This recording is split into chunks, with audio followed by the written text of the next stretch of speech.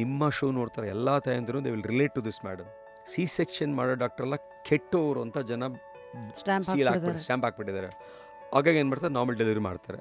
ಸಣ್ಣ ಬರ್ತ್ canal 3 kg ಮಗು push ಮಾಡಿ ಮುಕ್ಕಿ ಅಂತ ಮುಂದೆ ಮೂತ್ರಕೋಶ ಇರುತ್ತೆ, ಮಧ್ಯ ಗರ್ಭಕೋಶ ಇರುತ್ತೆ, ಹಿಂದೆ ರೆಕ್ಟಮ್ ಇರುತ್ತೆ.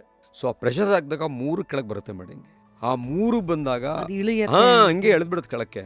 ಸೊ ಇಂಥ ತಾಯಂದ್ರೆ ಏನಾಗುತ್ತೆ, ಡೆಲಿವರಿ ಆದ ಕೂಡಲೇ ಏನಾಗುತ್ತೆ, ಅವ್ರಿಗೆ ಕಾನ್ಸ್ಟಿಪೇಷನ್ ಶುರು ಆಗ್ಬಿಡುತ್ತೆ. ಆ ಕಾನ್ಸ್ಟಿಪೇಷನ್ಗೆ ಏನೋ ಒಂದು ಮನೆ ಮದ್ದೋ ಕಷಾಯ ಏನೋ ಮಾಡಿ ಕಾಲ ಕಳೆದ್ಬಿಡ್ತಾರೆ. 1 ವರ್ಷ ಆಗುತ್ತೆ, 2 ವರ್ಷ ಆಗುತ್ತೆ. ಈ ತಾಯಂದ್ರಿಗೆ ಏನಾಗುತ್ತೆ ಅಂತ ಹೇಳಿದ್ರೆ, ಮೋಷನ್ಗೆ ಹೋದಾಗ ಅವರಿಗೆ ಮೋಷನ್ ಕಂಪ್ಲೀಟಾಗಿ ಹೋಗಲ್ಲ. ಮೋಷನ್ಗೆ ಹೋಗ್ತಾರೆ, ಇನ್ನೂ ಸ್ವಲ್ಪ ಮೋಷನ್ ಒಳಗೆ ಬ್ಲಾಕ್ ಆದಂಗೆ ಆಗುತ್ತೆ. ಆವಾಗ ಏನೂ ತಡಿತಾ ಇದೆಯಲ್ಲ ಅಂತ ಯೋಚನೆ ಮಾಡ್ತಾರೆ. ಆ ತಡೆದಾಗ ಏನು ಮಾಡ್ತಾರೆ, ಪ್ರೆಷರ್ ಹಾಕ್ತಾರೆ. ಆ ಪ್ರೆಷರ್ ಹಾಕಿದಾಗ ಪೈಲ್ಸ್ ಆಗುತ್ತೆ. ಕೆಲವರು ಊಟ ಮಾಡದೆ ಬಿಟ್ಬಿಡ್ತಾರೆ, ಕೆಲವರು ನಾನ್ ವೆಜ್ ಬಿಟ್ಬಿಡ್ತಾರೆ. ಒಂದು ತಾಯಿ ಆಸ್ಪತ್ರೆಗೆ ಬಂದರು, ಮಗಳು ಡಾಕ್ಟ್ರು ಮೇಡಮ್, ಮಗಳು ಗೈನಕಾಲಜಿಸ್ಟ್. ತಾಯಿ ಕತೆ ಎಲ್ಲ ಕೇಳಿದ್ಮೇಲೆ ನಾನು ಕೇಳಿದೆ ಮಗಳಿಗೆ, ನಿಮ್ಮಮ್ಮ ನಾನ್ ವೆಜ್ ತಿಂತಾದಾರೋ ಬಿಟ್ಟಿದ್ದಾರೋ?